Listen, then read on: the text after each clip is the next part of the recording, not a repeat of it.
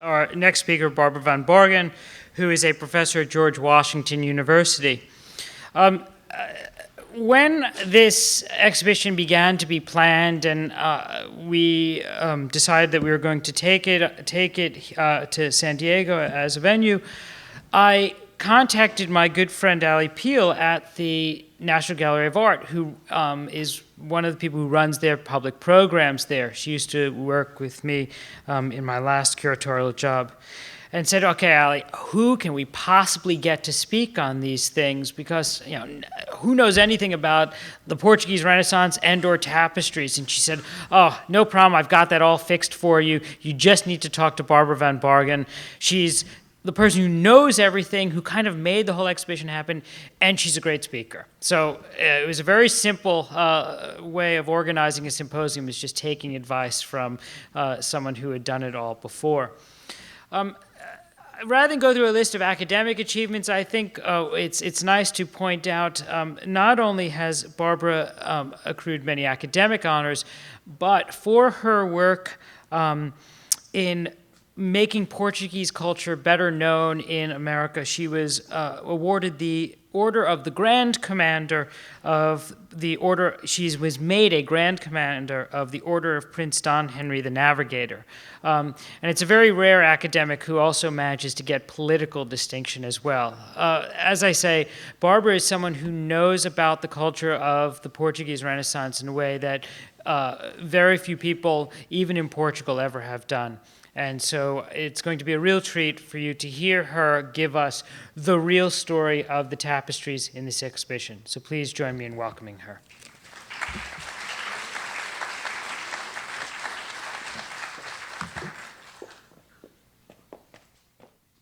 Thank you, John, for that lovely introduction. You're a tough act to follow in speaking, and to keep on target, I'm having to read a bit and not, talk as vocally. But I also want to thank the museum for, as they say in both Spain and Portugal, the convivial welcome.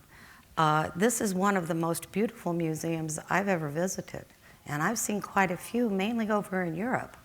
But of the shows, and I saw the installation in D.C., I saw it at the Meadows, and now I've seen it here. This is by far, I think, it's the prettiest. And it's also the most informative, because you've got panels on the weaving technique and some additional information that frankly wasn't present at the other shows. I'm a teacher. I've been teaching Spanish and Portuguese art since 1974. Before it was popular. And to tell you the truth, as a teacher, the explanations are key and critical, which is why I'm going to ask John, immediately after his vacation, and after I get a little rest at home, after vacuuming some moth-eaten carpets, I am going to ask him for some pictures that he showed of that excellent bit of background, which will eliminate my need to answer any questions. He gave all of the answers before me, so I feel very happy about that. Now, this is a prepared talk because this is an important museum. And I have altered it from what I gave before, but it's mainly at the end. But in any case, I hope that you enjoy it. Now, all I need is an advance. Okay. The 4 tapestries of the exhibition in the San Diego Art Museum were created in Tournai, Belgium by the Flemish weavers in the famed workshop of Pasquet Grenet. As a series, they were commissioned to commemorate King Alfonso V of Portugal's campaigns in Morocco, specifically the 1471 conquest of ASILAH and Tangier near the Strait of Gibraltar. Housed in Pastrana, the tapestries are very rare because, as has been said, few late Gothic sets survive. Equally important is the fact that they illustrate contemporary events rather than mythological or biblical subjects. Now, as historical works, therefore, they assume the aspect of an epic chronicle. Impressive portraits of chivalric knights appear within vibrant, multi-figured compositions designed to impress subsequent generations with the glory of a nation's achievements. Discussing the tapestries individually at this point in the lecture would be analogous to missing the first 40 minutes of a good action movie and viewing only the spectacular climax, something to which I'm always having to put up with my husband who channel surfs. Now, to fully understand the plot of Portugal's epic expedition to Morocco, portrayed in the Pastrana Tapestries, the context of a few earlier naval campaigns merit consideration. Lusitania's first foray into Morocco involved taking the Marinid center of Ceuta, which was strategically located near the Strait of Gibraltar and occupied a long peninsula jutting out like an open and welcoming palm into the Mediterranean. The panoramic views of Braunhogenberg and Jan Peters provide an idea of the layout of Old Ceuta, the center part of which comprised the town which was nestled between two land masses, the projecting peninsula de Almina near the small island of Santa Catalina, and the more inland fortress hill of Santa Isabel. The conquest of Ceuta in 1415 was attained by King João I, the first monarch of the royal house of Avis in 1385. The monarch won his victory at Ceuta in a single day with 45,000 men and 200 Lusitanian ships, and it was essentially a surprise attack to gain a trading foothold in North Africa. Three of King João's sons, Princes Duarte, Pedro, and Enrique, won their spurs in the wake of the conflict. They were knighted in the former mosque that was hastily refashioned as the Church of San Francisco. A moment pause here.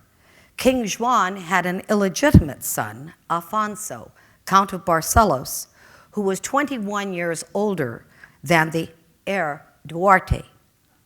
Alfonso also fought at Ceuta, but he had earlier obtained his knighthood.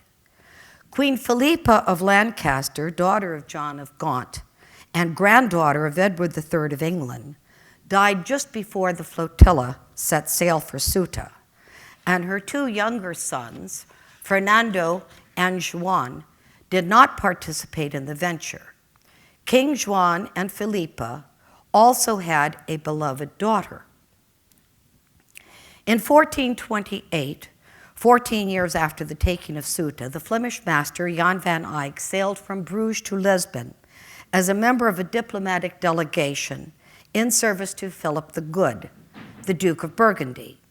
A primary purpose of the so-called secret mission from Belgium to the Iberian Peninsula was to negotiate Philip's third marriage. Jan van Eyck ostensibly was sent to provide his important patron with an accurate likeness of the prospective bride, the daughter of King João I. You don't buy a pig in a poke. You get a good picture of them. By February of 1429, two portraits of Princess Isabella were completed and sent north, one by land and the other by sea, while awaiting ducal approval from Belgium before proceeding to finalize a marriage settlement. The Flemish ambassadors made a pilgrimage to Santiago de Compostela, visited King João II of Castile near Burgos, had an audience at the Alhambra with Mohammed VIII, the Nasrid Sultan of Granada, and visited other foreign lands, other distant lands, perhaps Majorca, Sicily, and maybe even Ceuta. Returning to Portugal, presumably by a double-masted caravel, the ambassadors were at the royal palace of Sintra, near Lisbon. It was the summer palace, when they received a ducal dispatch in early July of 1429.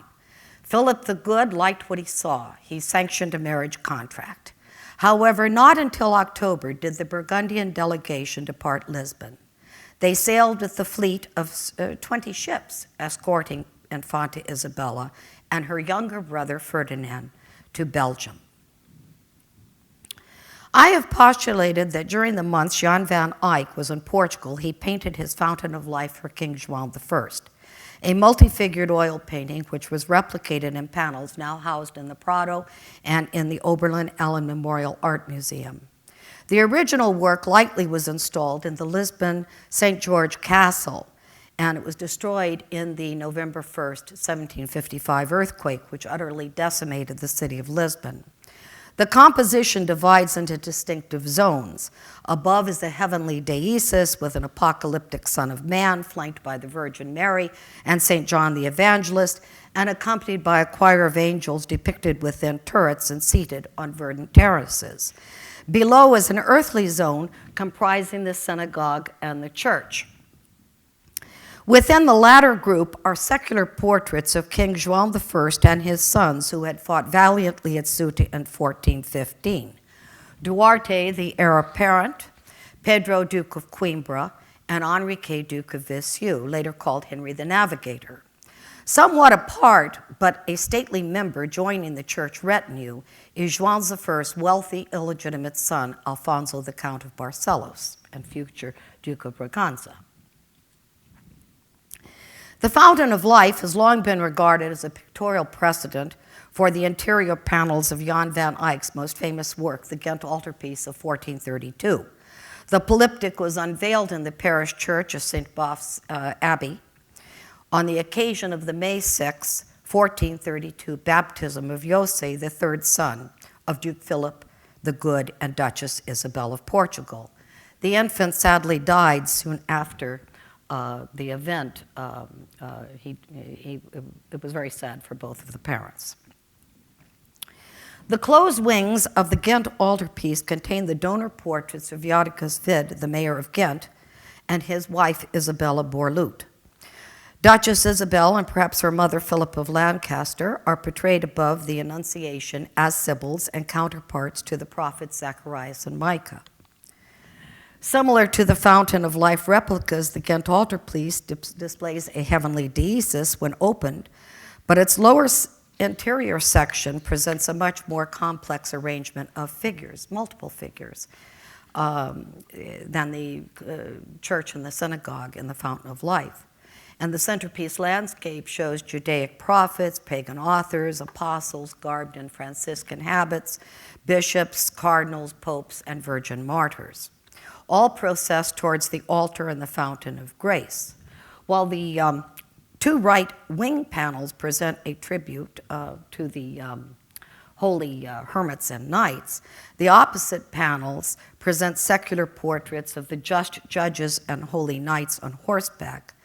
I believe these two panels were designed to acknowledge the matrilineal and patrilineal lines of José, the son of Philip the Good and Isabel of Portugal.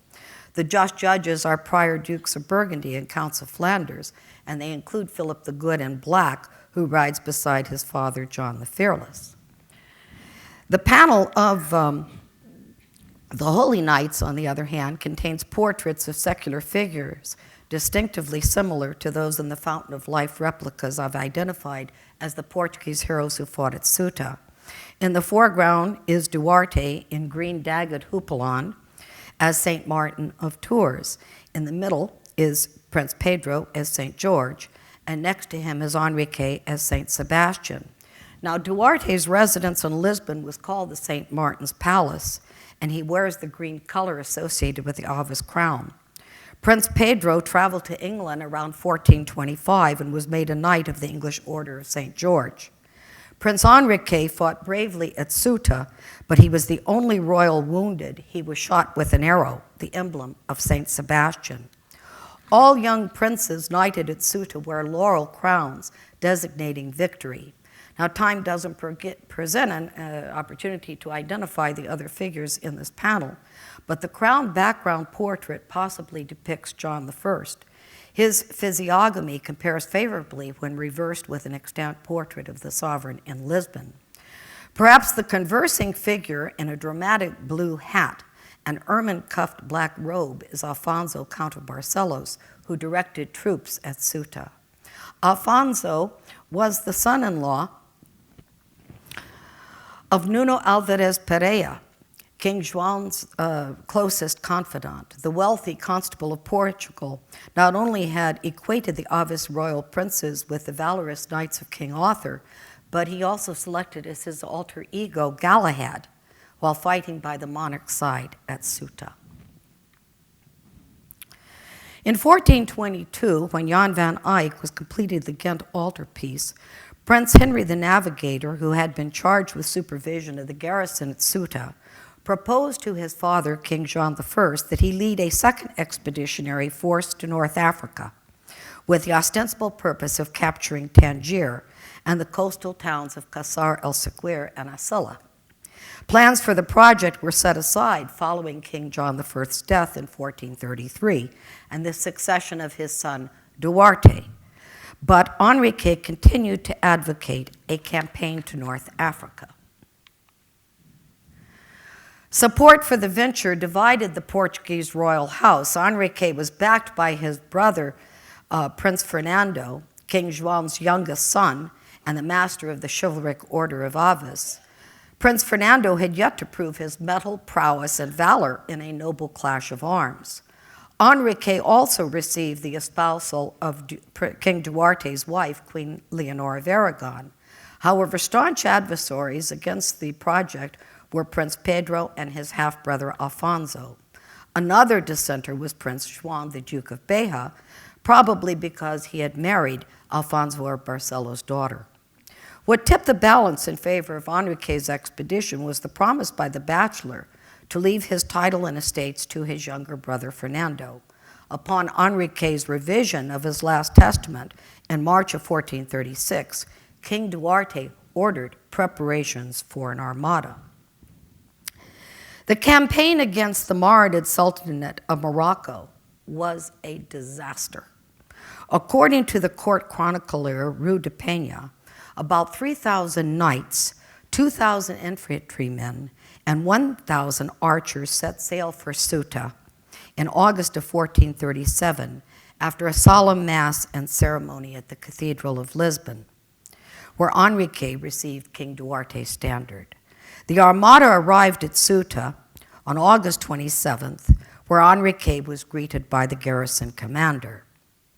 While there was a muster of troops to determine commanding roles, Enrique decided not to wait for the carracks left behind, which were transporting additional men, and this was a huge mistake. The Portuguese siege did not surprise the Moroccans, as had been the case at Ceuta in 1415. Zakaria Yawa al-Watasi, called Lazarake by the Portuguese, who served as vizier to the young Marinid Sultan of Fez, Abd al-Haq, sealed the mountain passes around Ceuta, and he managed to muster 100,000 men from the different regions of Morocco to battle. And when scouts found resistance to the entrance of Qasr Prince Enrique decided to split the Portuguese army into two factions. One contingent would travel by ship, led by Prince Fernando, while he would guide the rest of the infantrymen by land. Now, the Portuguese attacked in 3 assaults, and in the final confrontation of their palisaded camp, they lost 4,000 of their original 7,000 army. That's a lot of men to lose at this time. And the chronicler, Rue de Peña, reported that the Lazarique offered peace in exchange for Ceuta, and the Portuguese were to sail for home with only the clothes on their backs.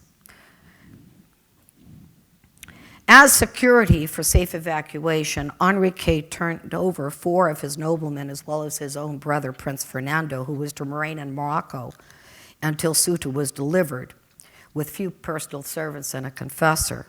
Now, when news of the Tangier disaster reached Portugal, they tried to muster armies to rescue the prince, but King Duarte died of plague in Lisbon in 1438. Prince Pedro became regent, and they frankly dilly-dallied too long. And the young Prince Fernando died in Fez on June 5th of 1443 at the age of only 41.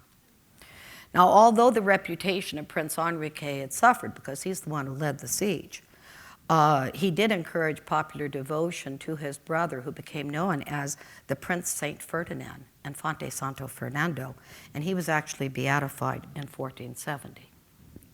Now we get to Alfonso V, who's the subject of the tapestries. The price for retaining Ceuta was very high, and basically the fact that the bones of the prince were still in Morocco led Alfonso to lead an additional expedition to North Africa. Now, he had reached his majority in 1455. And Alfonso V had his first expedition to North Africa in 1458, and he succeeded in taking back Qasr el-Saghir, which means little castle, in 1458. And he and his brother, Fernando of Viseu, then made another foray, another campaign to Morocco in 1463 to 64. But these ventures essentially failed. And it was finally in August of 1471 that Alfonso captured ASILAH and then Tangier. And it's this ultimate triumph that's commemorated in the tapestries in San Diego. Now, before analyzing those 4 panels, however, I'd like to address the content of the 2 additional works that are housed at Pastrana, which await restoration and measure also 12 feet in height by 37 to 35 feet in width, or at least lengthwise. They significantly concern Alfonso V's 1458 expedition to Qasr el-Saghir, which set the stage for the later conquest of Tangier. Now, this victory was achieved with about 25,000 men and about 200 ships. Now, these panels would have been the first of the Pastrana tapestries and to have been woven in Flanders. And stylistically, they are different because they were by a different designer.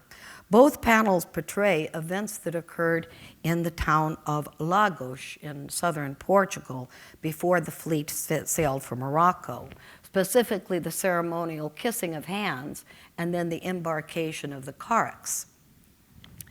Now, I would like to take a moment here to say that the typical Portuguese ship was a triple-masted caravel, and then smaller supply ships called naus would transport men and supplies. Now, Lagos had been used by the Romans during the Punic Wars. It means lakes, literally, and the port is part of a larger coastal region along the Atlantic Ocean known as the Algarve by the North African Berbers who had invaded Portugal after 711. In 1249, Alfonso V of Portugal recaptured Lagos, and he was the first monarch to use the title King of Portugal and the Algarve.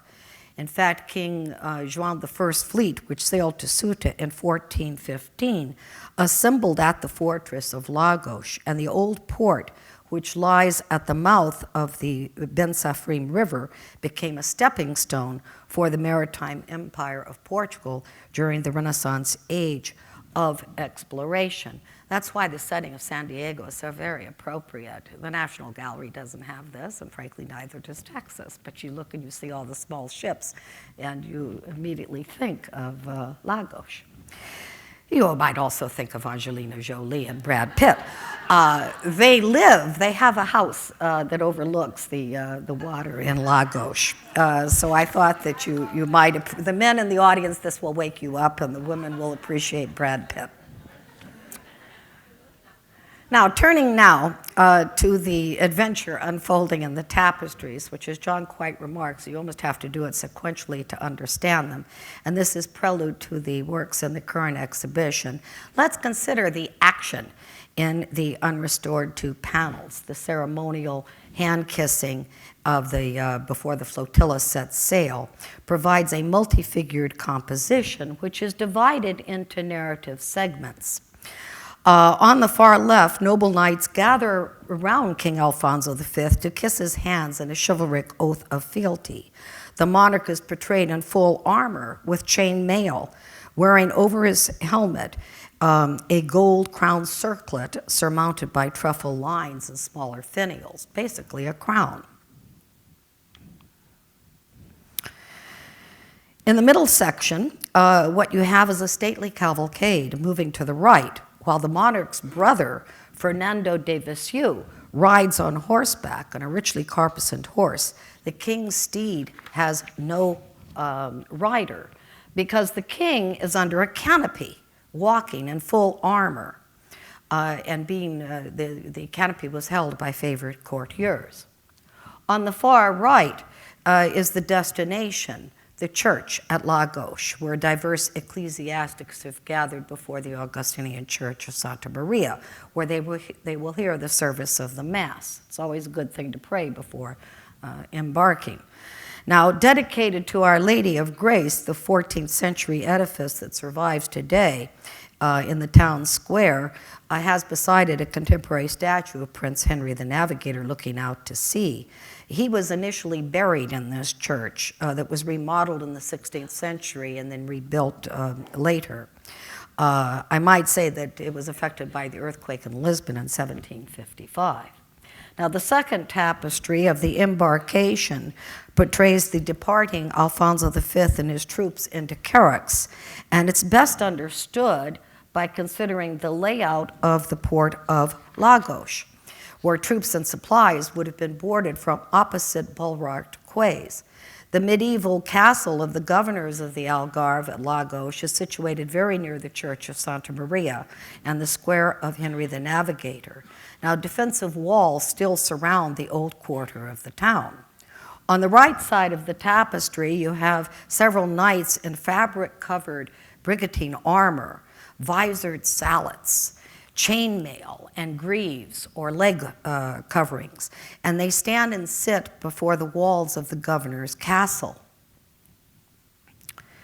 The opposite bank to the left also is occupied by impressive warriors. Particularly noteworthy is a young knight with a plumed visor sallet and polychrome shield who stands in a gangplank.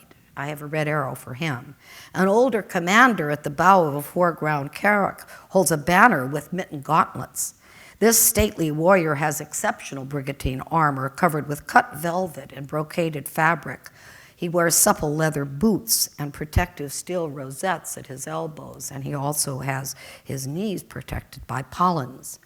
Some men in his ship wear carpusets. Now, a carpuset is a velvet-covered helmet. It's bell-shaped, open-faced, and these were very often overlaid in heavy metal. Now, with the untying of the mooring rope by a turbaned Morocco scout, a sail is hoisted by another seaman to signify fair winds. All the Portuguese vessels display red crosses that are the emblems of the military order of Christ. Now, King Alfonso stands in the dominant carrack, close to trumpeters, to signal his fame, and he is portrayed with a crown circlet over a visor sallet with a golden-edged buff, that's the lower part that would cover the face. He holds a glaive, which was a very long spear that was sharp on one side, that was used in hand-to-hand combat. That's what's signified by that. Clearly, the monarch's courage is accentuated. Now we get to the Pastrana Tapestries of the exhibition, The Invention of Glory, and the subjects illustrate events occurring in 1471, 14 years later than the two tapestries, the events in the two tapestries I showed you of 1458 of the Caçar el Sequer expedition. But there's no break in the sequential story with the tapestries because, yes, they would have heard Mass at Lagos, and yes, they would have loaded the ships, and then they would have landed at ASILAH. So the sequence is there. Now, the fleet that had departed the Algarve, the time that they selected was August 15th, 1471. That was an auspicious day. It was the Feast of the Assumption of the Virgin Mary, but also the Nortada trade winds blowing from the northwest favored very good sailing and a southerly current of up to a knot. That's why they always set sail in August. Now, within 5 days, the expedition landed at ASILAH, the territory of which had already been looked over by scouts. Now, the first restored Pastrana tapestry presents the difficult disembarkation of the troops at ASILAH. And the legend above states that there were 400 ships and a very rough sea.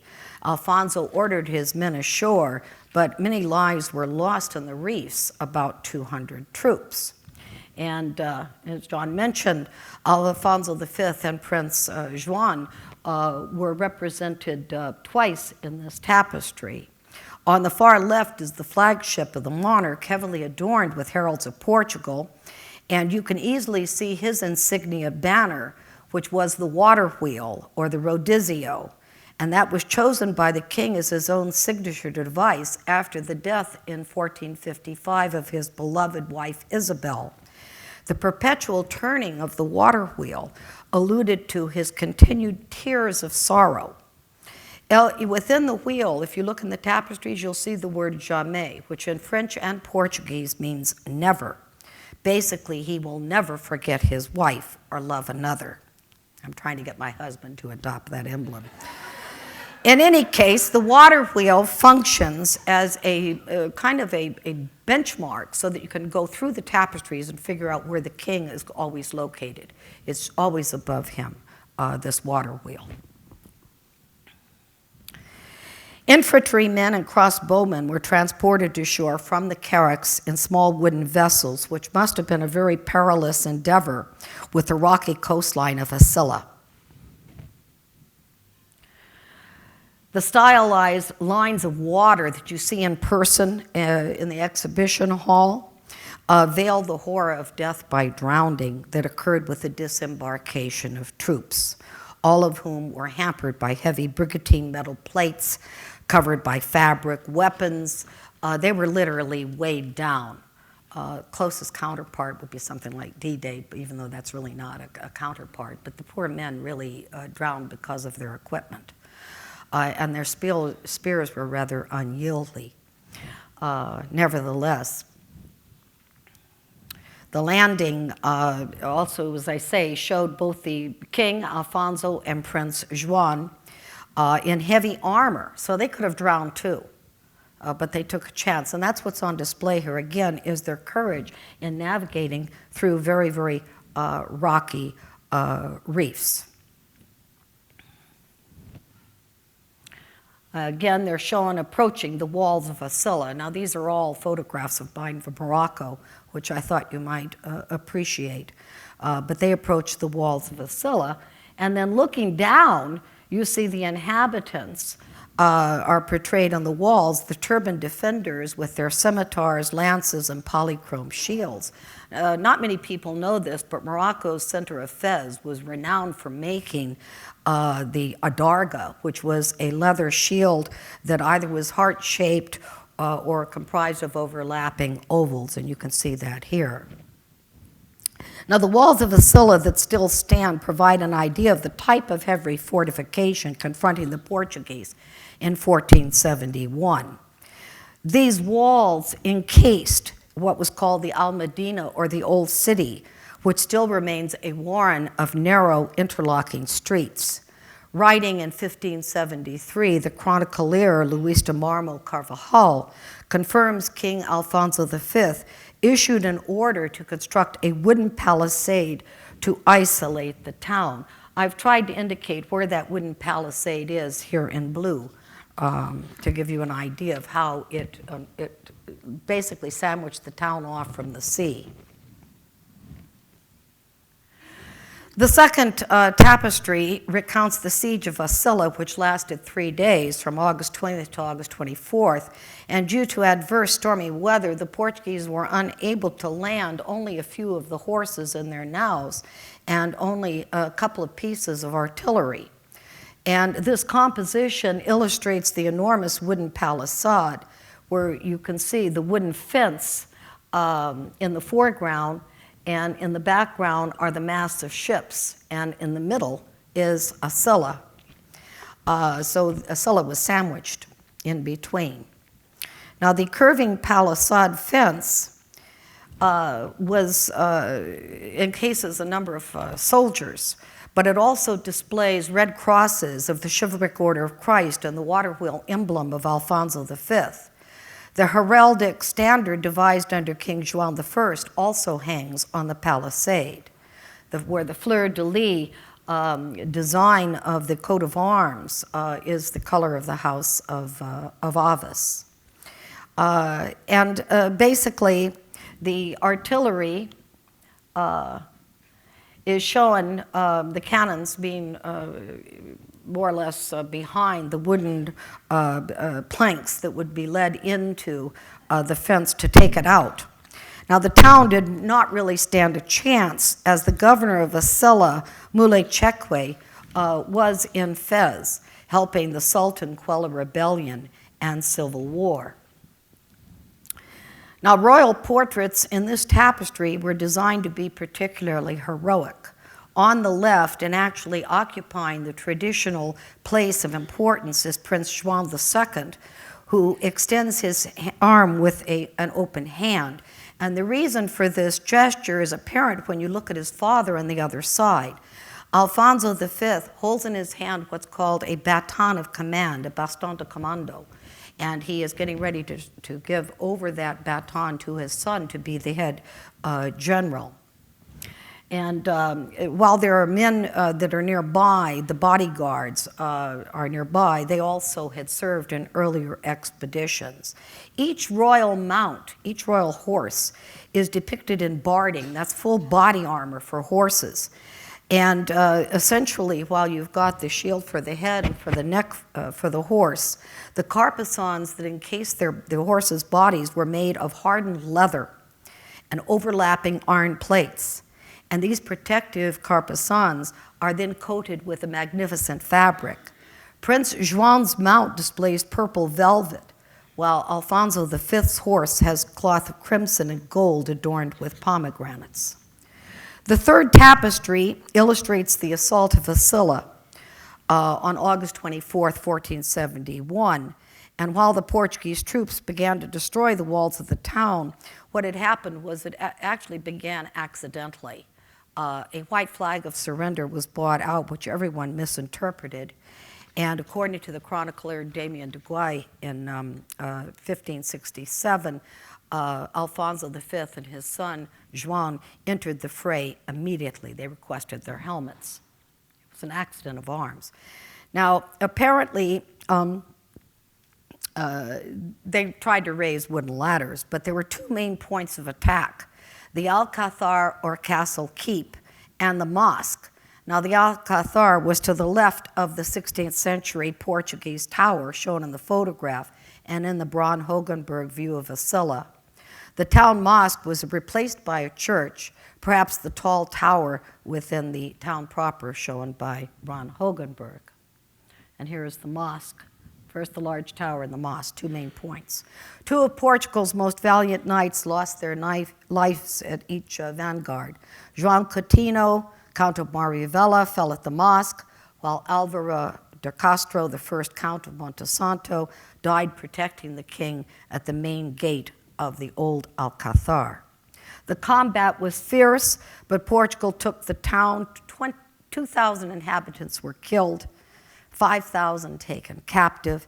In the aftermath of the victory, Prince Juan was knighted at the site of the mosque, hastily constructed to the Virgin of the Conception. And essentially, looking at the assault, you have an impressive clash of arms, a truly complex battlefield of figures. This is the most intricate of all the compositions. Here, Prince Juan is shown holding the baton of command, while on the opposite side, King Alfonso V, in a very unusual representation, wields his sword as almost a latter-day King Arthur with Excalibur. Standing in front of the monarch is Duarte de Almeida, who was the king's standard bearer. He's holding up that water wheel. And later in time, this courageous knight will lose both of his arms at the battle fought against Spain, the Battle of Toro, between Spain and Portugal over the Spanish succession. And that's why his white armor, which you see in the tapestry, is today in Spain. The Moroccans are portrayed as formidable adversaries with their adarga shields and their scimitars, their swords. Little bloodshed is portrayed in this work. It's almost as if it's been whitewashed a bit. But the Moroccans appear to be almost as courageous, actually, as the Portuguese. And these are just, details of the tapestry, which you can see better in person when you enter the room. But in any case, I might say that Alfonso's father, King Duarte, wrote the only book on equestrian skills and exercises and techniques in 1434 in the Renaissance. Now we get to the last panel, or near to the last. I guess it is the last that I'm going to discuss. But once the word was received by the ruler of ASILAH that the town had fallen, and remember he was in Fez trying to quell a rebellion for the Sultan, Moulay Shekwe ultimately was forced to realize that, to recognize that Alfonso V was the Lord of Ceuta, Casa el Sekir, ASILAH, and Tangier. And he also had to turn over the bones of that deceased Prince Fernando, who had died at Fez in 1443. The fourth and the final tapestry concerns the taking of Tangier on August 29, 1471. And the king and prince are absent in this tapestry. And the reason why is there was no need for an assault on Tangier. Having heard of the rout at ASILAH, the Tangerines decided to flee the city. I know that sounds funny. The Braun-Hogenberg illustration that you see on the bottom shows the point of the Portuguese troops entering, and then also the departure point for the citizens of Tangier. Because the taking of the town was deemed to be such an easy affair, in lieu of the royals, João Marquis of Montemar, who was the second son of the Duke of Braganza, led his troops to report on the Tangerine withdrawal and to take charge of the citadel. And observe how many more horses are depicted here. They were able to unload more horses. Take note of the vibrant velvet and gold bards of the mount of the Braganza cavalcade, so that it was rather a dramatic taking. But the Portuguese infantrymen rush through the main gate of Tangier, and they walk upon vegetation that you swear was like one of the gardens that you have here. And truly, these types of gardens, million flowers, that's very typical from Flanders or from Belgium. But what I noticed when I went through the tapestries, when they were saying no vegetation from Iberia or North Africa, is that if you look very closely at the walls, you're going to see pomegranates or orange trees. And these you see in the southern Mediterranean area. You don't see them in Flanders. Looking further, the lone infantryman holds up the Portuguese standard, and you see part of the town. And then notice the stylized water, the waves. They lead your eye towards the fleeing Tangerines, the fleeing town people. On the far right are the inhabitants of Tangier that poignantly desert their homes. They depart with great dignity, and prominently walking is a mother and her children. And she looks back to the age-old representation of Roman charity, a woman holding her arms. But you do have the feeling when you look at this tapestry, and they've set it in a separate room here, as was at the NGA, that you can almost sense the silence of the streets. This is a quiet work compared to the other works that we've seen. To borrow a phrase, the sounds of silence. Now, in view of their importance, the tapestries were likely designed for a great hall or a large antechamber of a primary Portuguese royal residence. And the 6 tapestries had to have been woven by an artist having a thorough knowledge of heraldry, fabric designs, ships, and even the horse baldings of the expeditions. And there's no northern specialist of multi-figured compositions that would be able to do this, to accomplish the armors and armorial and ships as found in the Pastrana panels. Now, there are stylistic divergences between the two unrestored Lagos panels I showed you and those restored panels that you see here. And this could be attributed to the passage of time between the events, about 14 years, between the campaign to Qasr el-Sakir, 1458, and the 1471 taking of Tangier. But also the retirement of a major designer could explain aesthetic differences. Now, usually the mark designating a weaver's workshop, such as the one of Pasquier, Grenet, and Tournai, would be placed within the outside border.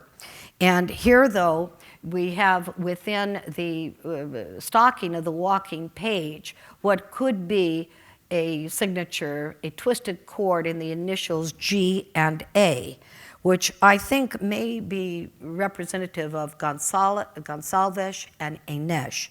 In other words, one, Enesh, who worked for Alfonso V before 1450, and Nuno Gonsalves, who was very active at the court through the making of the ASILAH tapestries.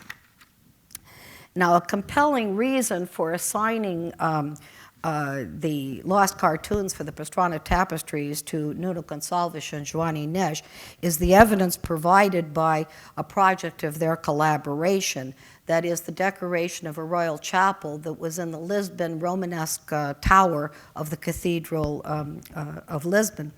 And this chapel was dedicated to the martyr St. Vincent of Saragossa, whose bones were transported by ship from the Algarve to Lisbon. The St. Vincent altarpiece was commissioned about 1471 by King Alfonso V, and the polyptych has a formidable number of 60 portraits. Again, it's a multi-figured composition, and this you can see, at least in looking at the X-rays, earlier armor, which is very much like the Lagos panels. Now, the magnificent retable was completed in the 1470s, and it pays a special tribute to the Portuguese royals and to the aristocratic knights of the campaigns from 1415 to 71. Every scholar has a varying polemic regarding the identification of the portraits, and I am no exception. Essentially, you've got King João I, who was buried in the habit of a Cistercian monk. He kneels in front of his son, who died at Fez in 1443, Santo Fernando, who has a beard. Prince Enrique kneels in the foreground. The panel of the relics provides a portrait of Prince Pedro, who holds the cranium of St. Anthony of Padua, which he bought from his travels in Italy. And basically, you have the panel of the fisherman, where Alfonso, João I's illegitimate son, is shown.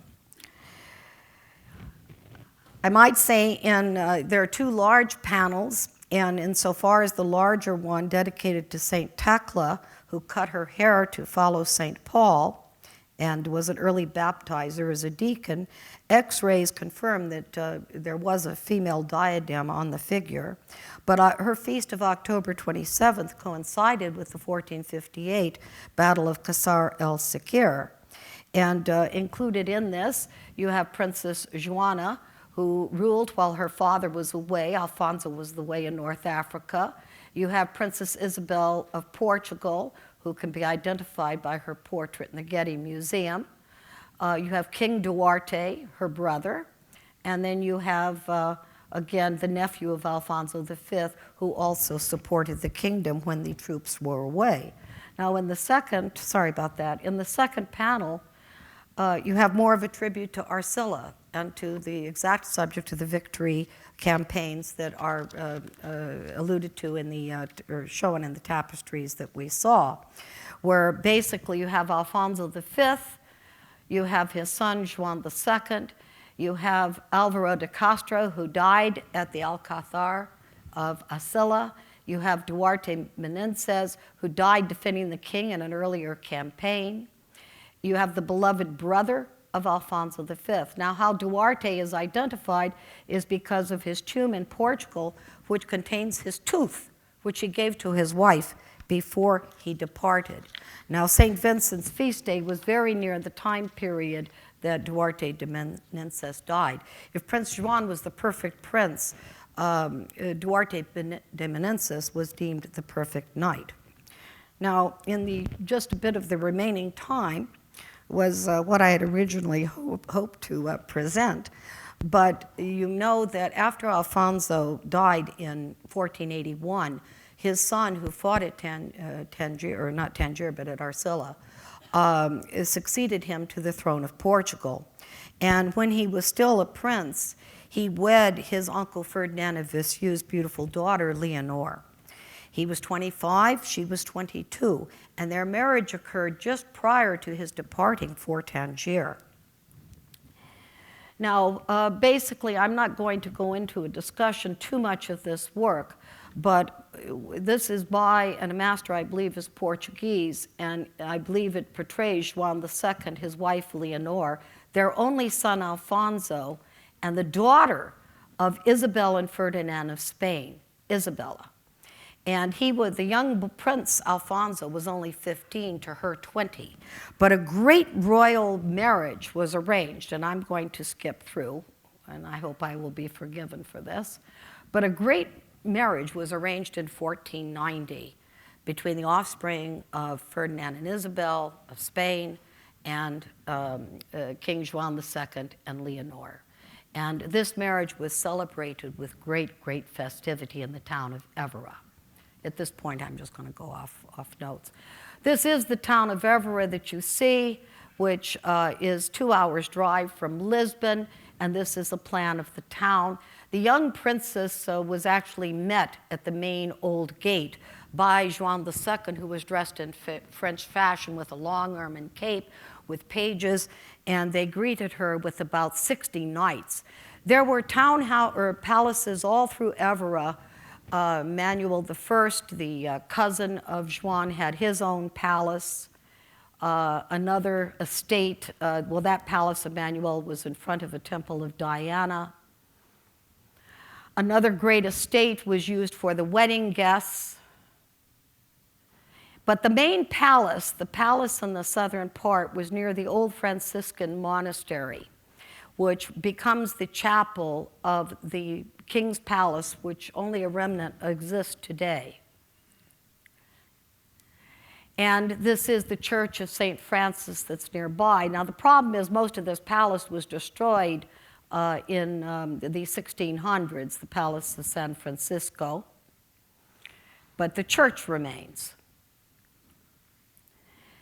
And during her wedding, she was brought into this large city square where a Roman triumphal arch existed. The streets were festooned with flowers, scented with perfume, something like your gardens here that I spent almost 30 minutes just breathing in the beautiful air.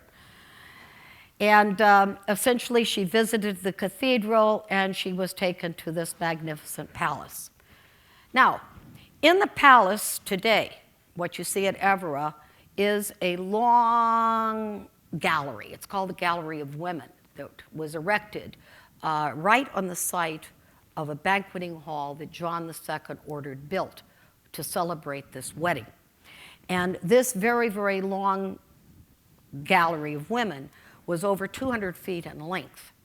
And one of my friends in Portugal, and talking with him last week by email, I was checking the dimensions. He said, Barbara, do you realize those are the exact dimensions, what was originally there, of Noah's Ark? Well, for the wedding, and this is something visually important to San Diego, for that wedding, John II built a wooden hall, the model of which, at least the design and everything, is at your Hotel Coronado. And the entire ceiling was as the vault, or what do they call it, the hull of a ship. And the only difference is that John II bought in mastiff ships to act as the ceiling supports. We're better at support, okay, but mastiff ships. Now, your Hotel Coronado banqueting hall was sponsored by the tuna businessmen. John's great banqueting hall, it was the Jewish citizens of the town of Evora. Evora had blacks, Jews, all different nationalities because it was a main commercial city of the crown.